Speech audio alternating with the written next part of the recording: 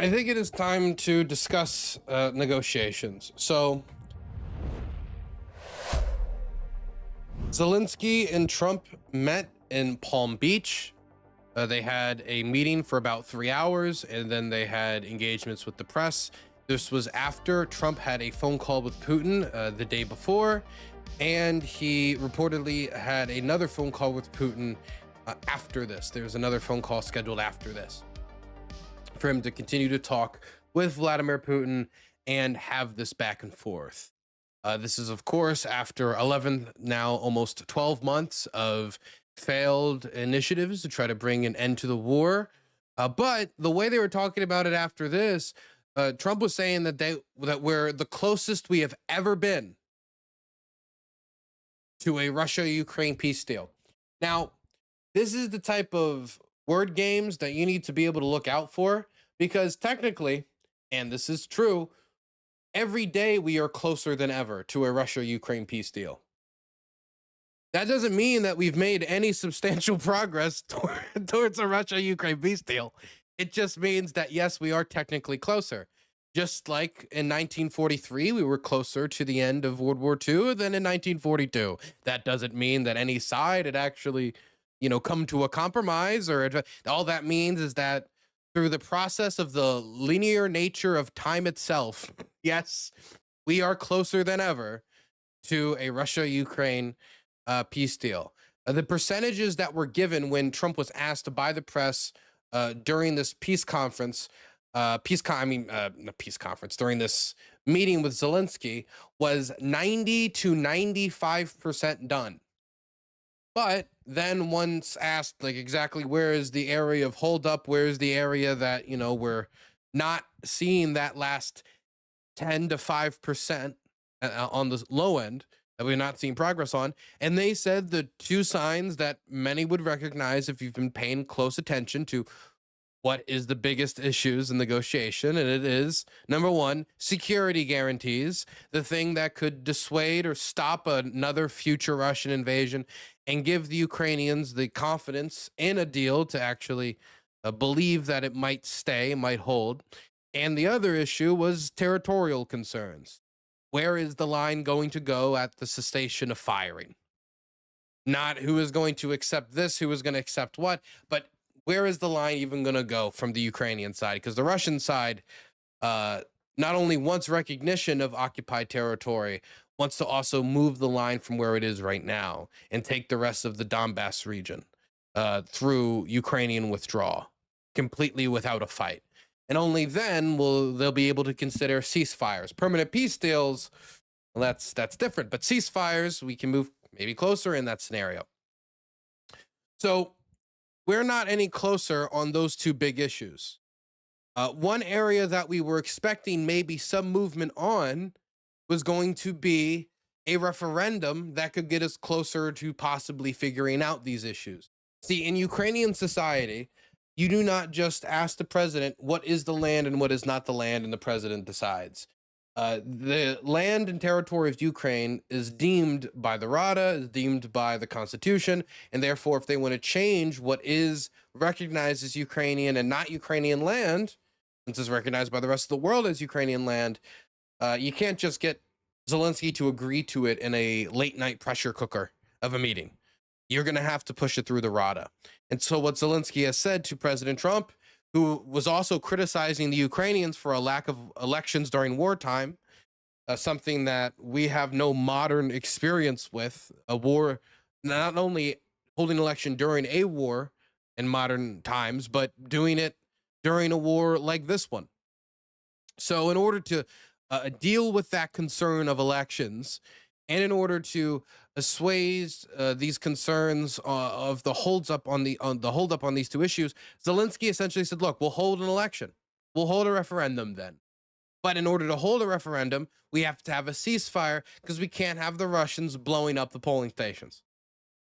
And now we're negotiating a possible ceasefire because on the Russian side, there seems to be, at least from the eyes of Russian command, a motivation not to accept a ceasefire because they're worried that if they stop firing for 2 months, The Ukrainians will use those 2 months to dig in, to solidify their positions. And then after 2 months, once a deal is not solidified and the war resumes, that's 2 months of potential pressure gone, 2 months of defensive preparations, enacted upon. And now the Russians have to continue pushing forward anyway if they want to achieve their maximalist aims, which they have yet to move off of.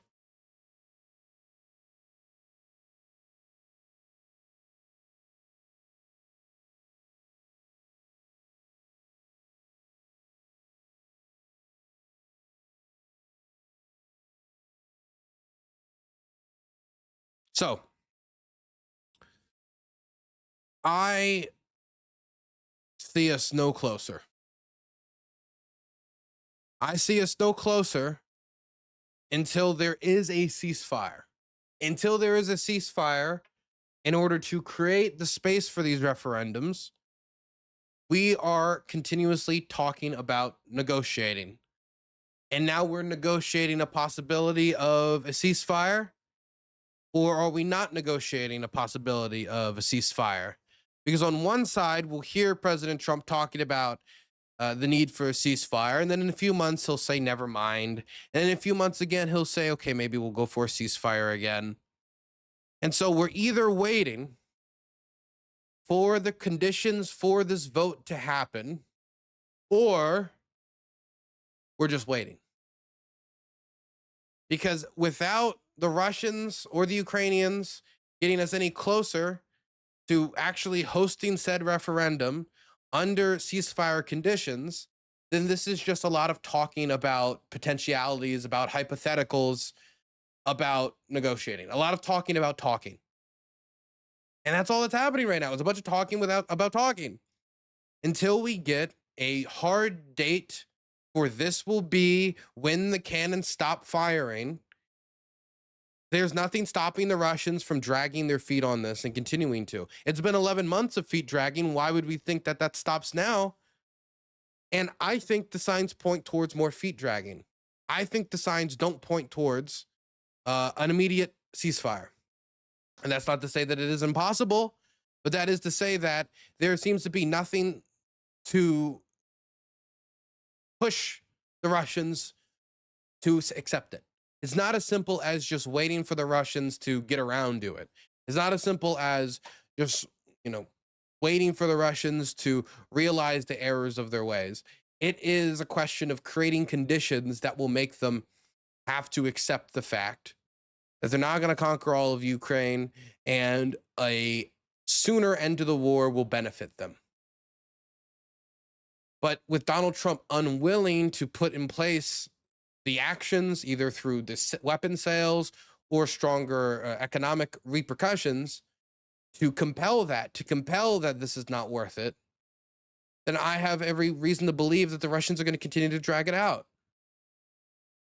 And here is one example as to why I think that's going to be the case. Because I think the Russians think that they can. So as Donald Trump is having this meeting with Zelensky, afterwards, we hear these rumors about a potential attempt on Putin's life that was circulating now around to the press, but seemed to be coming directly out of the face of the president of the United States, who said directly that he got this information from the president of Russia, that there had been an attempt on his life. There had been an attempt on his life by Ukrainian drones, and that man, that's not good. I understand this is an offensive war, but you do not make assassination attempts on Putin's life. And he was saying this in the presence of the Prime Minister of Israel. So this was a different setting, a different location, where Trump had diverted to say, hey, you don't do that. It's not good that the Ukrainians tried to assassinate Putin. See you later. I was worried that the alleged strike on Putin's residence could scuttle the peace. Yeah, I don't like it. It's not good. I heard about it this morning. You know who told me about it? President Putin told me about it. Early in the morning, he said he was attacked. It's no good. It's no good. Don't forget, the Tomahawks. I stopped the Tomahawks. I didn't want that. Because we're talking about, it's a delicate period of time. This is not the right time. It's one thing to be offensive, because they're offensive. It's another thing to attack his house. It's not the right time to do any of that, and can't do it. And I learned about it from President Putin today. I was very angry about it. What? Don't you have U.S. intelligence services that monitor that region very closely? Is there any evidence? Well, it came out. Well, we'll find out. I mean, you're saying maybe the attack didn't take place. It's possible too, I guess. But President Putin told me this morning it did.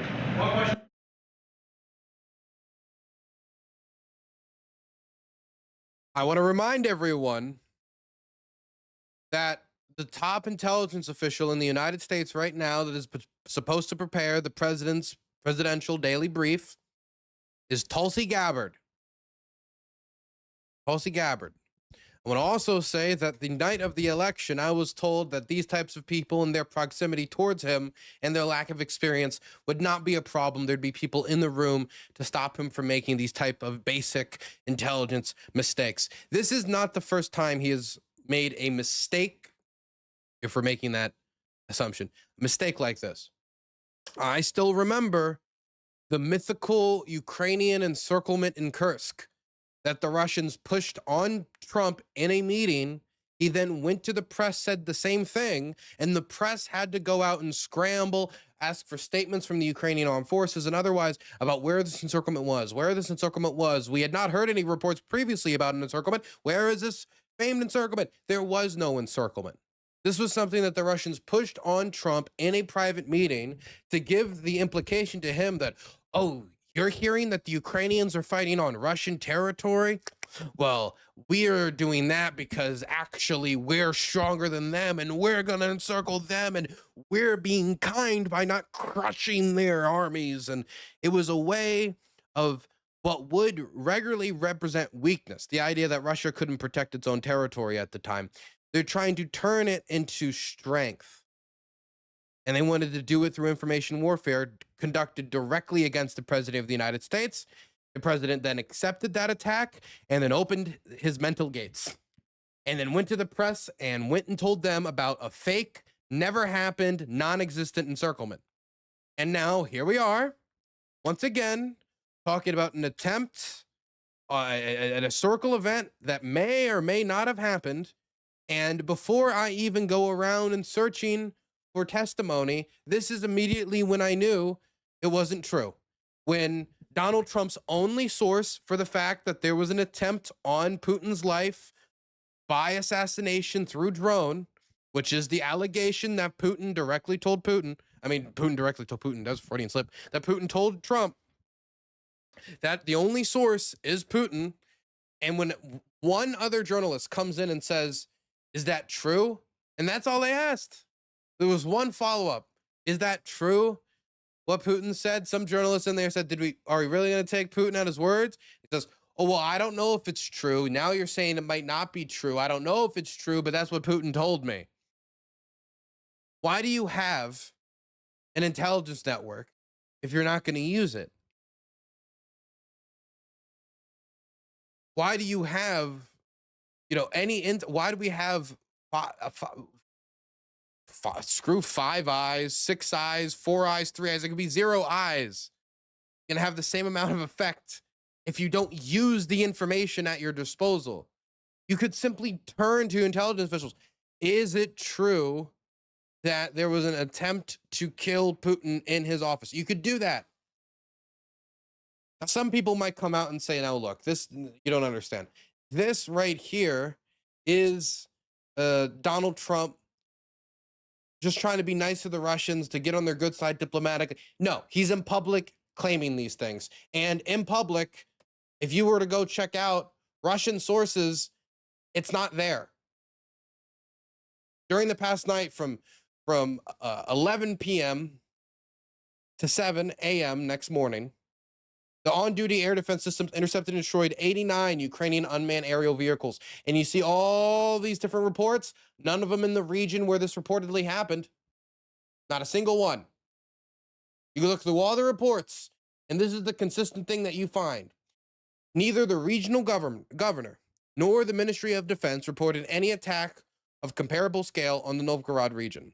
According to reports on Telegram channel of the Novgorod region governor, whose surname Dronov is particularly appropriate for this news item, by the morning of December 29th, a total of 41 drones have been shot down in the region. This morning Putin came to me. Big Putin, strong Putin, with tears down his eyes, crying, telling me Zelensky had attacked him. Sad. Occurred is occurred. Sad. Sad. Thank you for the $5.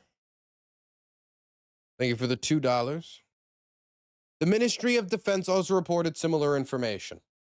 This is fewer than, for example, the 49 shot over the Bryansk region. Neither report stated that Putin's residence was the target of the attack, and it's unclear how this could have been determined if not a single drone reached the residence. So, in the region where his residence is, there is no surge of drones that are comparable to any other region that you could say, hey, look, there was a special attack on his region. There are no reports from the regional governor of concern. If anything, they're downplaying attacks on Russia. And then you go over and you try to see if there's any report about an attack on Putin's residence itself, or any photographs or video provided by, say, security cameras that must certainly exist on Putin's property or elsewhere, and you don't see anything. So to be clear, it's not just that we don't have any American intelligence assessment suggesting this is true. If you were to go check out the Russian channels, if you were to just check Putin's work, like you were, just some peer-reviewed essay, basic peer review, with his other sources from his side, from his government, from governors who swear loyalty and fealty to him, if you just cross-reference it with their sources, it doesn't line up, let alone American intelligence assessments or otherwise. But regardless, we still get this. Thank God we didn't give Zelensky Tomahawk missile. Trump to Putin. Trump top aide Yuri Ushankov said that Trump was shocked and outraged over attack on Russian president's palace. Oh my gosh. I can't believe they would do that. Shocked and horrified. And mind you, that quote that he's saying about Trump saying, thank God we didn't send Zelensky Tomahawk missiles, that's coming from Putin's aide. That's being claimed openly from Putin's aide that he said that. Now, that could be a lie, and that could be something that Putin did, that Zelensky, that Trump didn't say, and that they're just saying this for propaganda purposes, but this was published publicly. And if he was in the room with Trump and then starts lying about what Trump said, obviously that could have diplomatic repercussions. And considering what Trump said when asked by the press about this attack, when saying like, hey, I said no tomahawks, it's as if he was coming out to say, hey, look, remember when I didn't give tomahawks and I got criticized? This is why I didn't give tomahawks. Putin just gave me a bunch of new good reasons not to give Ukraine tomahawks. Isn't that, come on, guys, listen. Now, he thinks that sounds smart. Other people in the crowd, of course, the press, immediately jumped on it like, wait, what do you mean Putin said? What do you mean, Putin told you this? Is that all the evidence you have? And he immediately, maybe either upon reflection or upon realizing that he's not just going to be accepted at face value, then had to soften his stance. Speaking of this as fact, turning to speaking of this as possible rumor. How do you enforce a ceasefire? This is a legitimate question. How do you enforce a ceasefire when Trump is currently right now dogging the United Nations, saying the United Nations should be making peace in Ukraine? The United Nations should be figuring this out. They're not figuring it out. I'm figuring out the peace. I'm figuring out how to monitor X, Y, and Z. I'm doing it. Me, Donald J. Trump, I'm doing it. If he's the one that's going to be determining when a treaty was or was not violated, how do we do this if Trump is so easily fooled? How do you convince him that, yes, the Russians did just airstrike this base in violation of the treaty? I mean, they had a ceasefire on energy infrastructure for 1 hour before they violated it earlier during this negotiation process. People forget that Trump's Previous ceasefires have already failed. And it was due to their immediate failure that they never mentioned them again. Because to mention that failure is to bring failure into Trump's name, and that's bad branding. And it's not worth it. Even if you had to, register that failure in order to correct behavior. Registering failure would still be registering failure, so you simply do not correct behavior. So what are we going to do? If the Russians come out and they airstrike the Ukrainians and then they deny it, then they say the Ukrainians did it, then they say, well, maybe it wasn't the Ukrainians, but maybe it was some militia, or, well, maybe they blew up their own ammunition storage, and then Ukrainians respond and they fire upon the Russians because, of course, they respond. And then after they respond, the Russians publish footage of the Ukrainians bombing them saying, look, we're being attacked. See, this is just like that previous incident. We have to respond now. And then the situation spirals. Is Donald Trump going to prioritize punishing the actual guilty party? Or is he just going to prioritize saying, everybody cease firing, do whatever necessary to cease firing? So you would think the latter might be the humanitarian initiative. Who cares who started it? Who cares what's right and wrong? Who cares who's telling the truth or not? All that matters is all the cannons stop firing and we all get along, sing kumbaya, and beat the fucking peace drum. But if you don't acknowledge who's at fault, then they will do it to you again and again and again. If you create the same conditions that started the war in the first place, you have no one to blame but yourself when the war starts up again. This is why so many Ukrainians are terrified about passing this war down to another generation. Terrified. And so if we don't have a party that will enforce this deterrence, enforce a ceasefire, so that if the Russians fire upon Ukrainians, that unit that did it will get obliterated, or Ukraine will get double, triple, quadruple the support. There has to be repercussions. But as long as it is easy to pass the buck, that will be Trump's first inclination. His first inclination will be to pass responsibility over to the Europeans, to say that it doesn't have to do with him, to either believe the Russians at face value, which he has had an inclination to do before, which will either delay American response or stop it altogether.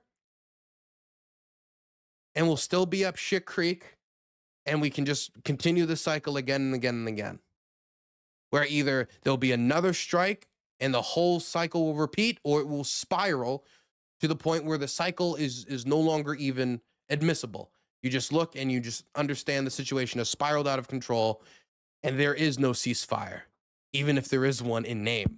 And we have seen multiple times during the Trump administration, ceasefires break down. And what has Trump done when the ceasefire broke down in the Congo? What did Trump do when the ceasefire broke down in Thailand and Cambodia? There's either an acknowledgement of it and they try to go over there and fix it. But even if they do acknowledge that, hey, it's bad that firing has started, there is still a treatment as if the ceasefire is still in place. There is still a ceasefire. Peace is still off the land, because it's beneficial for Trump's image as a peacemaker to say that nothing's changed. And so as long as he's not willing to acknowledge who is the party that is at fault and able to enforce a ceasefire, able to enforce deterrence, and make it so that if there is a push, there is a shove response, then Donald Trump is just going to pass the buck over to another war. Not wanting to spiral the situation, not wanting to add fuel to the fire, all that leads is to inaction that will be taken advantage of. And Trump's not the only person who's fallen into this stupid logical dilemma. Trump has, Hassan has, there's other European leaders have, or people across the political spectrum have fallen into this dilemma. It's kind of sad to think that after all of that negotiating, after all this talking, after all of this pontificating that we heard from so many people, we need to talk to the Russians.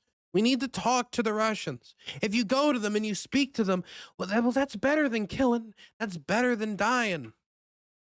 Like they just got off the fucking Disney Channel original series catalog. And just you know, we all in this together. Like that's you can go over there and it's gonna fucking fix everything. And then when it didn't, and the Russians kept talking, and they kept talking, and it didn't fucking fix anything. There was no follow-up. There was no answer. There was no, okay, well, this is what we do instead. And the Russians know that they don't want to do anything else, that there was no backup plan. And so they've continuously just sat in place like, oh, that negotiation didn't work. Oh, that's terrible. Let's try again. Hell, even this attempt on Putin's life was used as a way to delay negotiations. After this attempt on Putin's life, what did the Russians say? They said, it's terrible that this happened, and this is going to change the logic of Russian negotiators. As in, they were seriously suggesting that they were actually really close to finding compromise, the Russians. You read the reports. I know it sounds like they're blowing smoke up your ass, and they are, but this is really what they're saying. Oh, we were so close, actually, to finding a compromise. We were like this close, but now that Zelensky tried to kill Putin, we have to start from scratch. We're gonna have to rework our framework. Oh, and of course, we're gonna have to respond. Mind you, we heard not a single statement of condemnation about the over 400 drones fired at Ukrainian cities over the holidays and 40 missiles. People died. Putin, he gave those orders. That was his attack. Nothing from the American government. A fake attempt on Putin's life that we don't even know happened. Because we have seen no evidence that actually happened. And the president himself acknowledges he doesn't have any evidence that it actually happened. And we get open condemnation of a bombing that didn't even fucking happen. So the real bombings that kill men, women, and children, they no longer get mentioned. If it was 11 months ago, maybe they'd get a tweet on the US diplomatic channels, okay? But now, no mention whatsoever. Putin creates a daydream in his head where he got bombed. That gets a direct, immediate condemnation for the president of the United States and an exclamation in private communications that thank goodness he didn't send weapons to the Ukrainians. A certain amount of this is simply that he wants to get worked. This is him getting worked. It's like Vince McMahon asked Putin working the president of the United States. He wants to get worked. He wants to get played. He wanted to believe in the Ukrainians getting encircled in Kursk. He wanted to believe that this isn't his fault. It's the fault of this assassination that happened last night. It's not that he's a bad peacemaker. It's that the parties he's dealing with are just so unreasonable. Both parties, of course. We can't ever blame any one party at all here. The one maybe that started the no. Both parties.